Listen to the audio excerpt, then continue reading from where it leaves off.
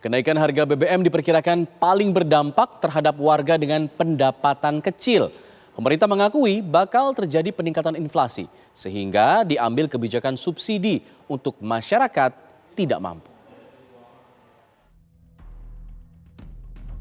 Kenaikan harga BBM diperkirakan bakal memukul masyarakat bawah dan pemilik usaha kecil. Pasalnya, harga logistik juga bakal melonjak mengikuti kenaikan harga bensin. Akan banyak terdampak adalah transportasi logistik. Tapi kalau kehidupan masyarakat, ini yang penghasilannya tetap, ini yang akan paling terdampak dari kenaikan harga BBM dan nanti inflasi, semua harga kan cenderung naik ya. Nah ini yang paling kasihan sebenarnya juga penghasilannya tetap dan kecil ya, UMK ataupun UMK ke bawah. Ini karena biasanya kelompok tersebut itu dari penghasilannya kebanyakan adalah untuk sembako, untuk kebutuhan sehari-hari biasanya hampir habis. Pemerintah mengakui gejolak harga komoditas dunia berdampak terhadap kebijakan dalam merumuskan harga BBM. Namun kenaikan harga BBM juga tidak sepenuhnya dilepas mengikuti harga internasional. Harga keekonomian itu meningkat cukup tajam dan di sini pemerintah menunjukkan komitmen bahwa harga energi tidak dilepas seperti di negara-negara lain di dunia yang banyak yang melakukan itu. Kita tetap memberikan kompensasi, jadi sebagian daripada biaya itu ditanggung oleh pemerintah.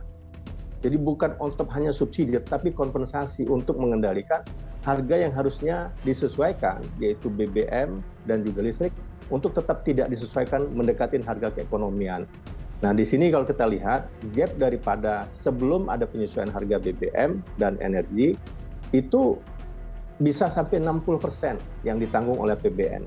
Dan sekarang kita kendalikan, kita seimbangkan menjadi level sekitar 20-30%, tetap diberikan bantuan dalam bentuk kompensasi kepada BUMN yang menyalurkan BBM dan juga listrik kepada masyarakat supaya harganya tidak menuju ke harga keekonomian.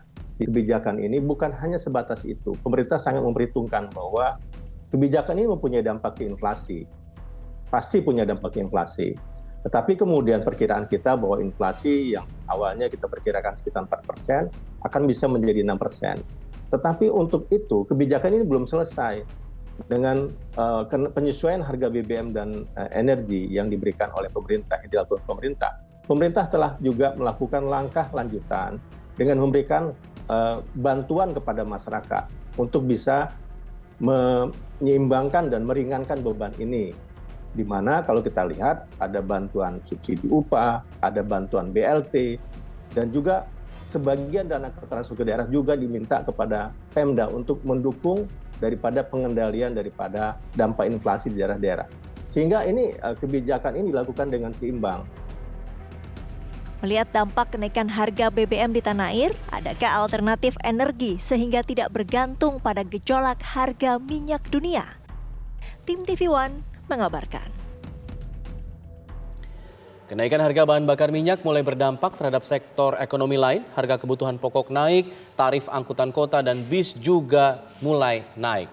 Dan untuk mengendalikan dampak tersebut juga menghambat laju inflasi, pemerintah mengambil berbagai kebijakan diantaranya subsidi untuk warga yang tidak mampu.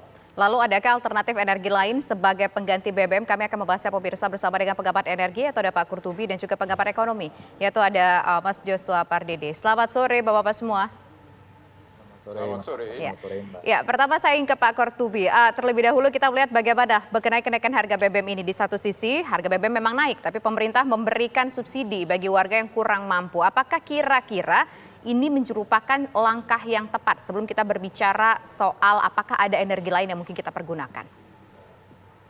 Menurut pendapat saya, ini langkah yang kurang tepat. Terlalu terburu-buru pemerintah menaikkan harga BBM setelah pemerintah berhasil menekan inflasi kecil sekali, 4,9% di tengah gelombang kekurangan energi pangan di seluruh dunia, di mana seluruh dunia mengalami inflasi yang tinggi termasuk negara-negara industri maju.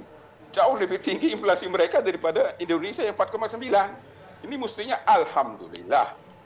ekonomi rakyat berjalan, tumbuh gitu loh. Mestinya ini dibiarkan dulu, ya, biar rakyat memaksimalkan kesempatan ini untuk meningkatkan gerak ekonomi mereka masing-masing, gitu loh. Nah, sayang sekali pemerintah mengambil jalan yang kurang tepat menurut pendapat saya. Oke. Nah, nggak tepatnya bagaimana? Ya semua sudah tahu sekarang harga barang itu kompak ini semua naik, ya, semua naik ini sekarang. Nah, ini sudah diketahui sebelumnya ini bahwa semua ini akan naik. Tadi sudah dipaparkan. Sebagian masyarakat yang penghasilannya tetap relatif kecil menderita sekali ini. Padahal ada cara lain. Nah, ada cara lain. apa untuk caranya, Pak menghindari Qurtubi? ini.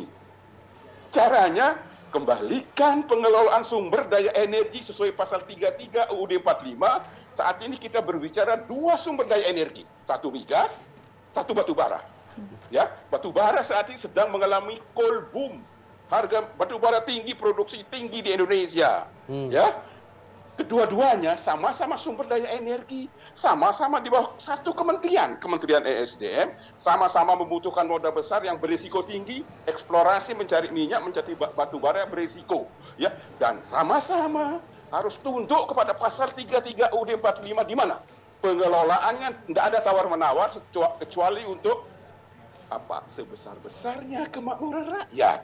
Nah, sebesar-besarnya kemakmuran rakyat ini sudah dirinci oleh Undang-Undang Nomor 44 PRP tahun 1960 sudah mengatur bagaimana pengelolaan sumber daya alam yang harus dikuasai negara ini agar bisa sebesar-besarnya kemakmuran rakyat. 1. Negara sebagai pihak yang menguasai, yang memiliki sumber daya alam di bumi ini membentuk perusahaan negara dengan undang-undang. Lalu perusahaan negara ini diberi wewenang namanya kuasa pertambangan. Hanya dia yang berhak menambang di seluruh Indonesia. Kalau migas dulu Pertamina, batu bara mestinya nanti PTBA misalnya seperti itu, ya. Dikasih kuasa pertambangan. Semua investor asing maupun dalam negeri berkontrak dengan perusahaan negara ini. Baik. Simpel sekali kok. Baik. Nah, di dalam kontrak bagi hasil itu ada jaminan. Negara memperoleh bagian yang lebih besar daripada investor. Nah. Ini UUD 45 seperti itu. Iya, itu yang belum terjadi sampai saat ini berarti ya? Ya, baik migas maupun batu bara ini menyimpang dari pasal 33. Jadi ini momen ya bagi bangsa Indonesia, Baik. bagi pemerintah dan DPR untuk memperbaiki tata kelola sumber daya energi khususnya sesuai dengan pasal 33 UUD 40. Nggak ada pihak yang dirugikan, nggak ada Baik. subsidi-subsidian lagi. Itu nggak ada. Baik. Baik, nanti kita akan ke Mas Joshua selepas jeda. Karena kita harus jeda dulu, karena tadi sudah begitu panjang penjelasan dari Pak Qurtubi. Nanti ada Pak Joshua setelah jeda. Kami kembali sesaat lagi.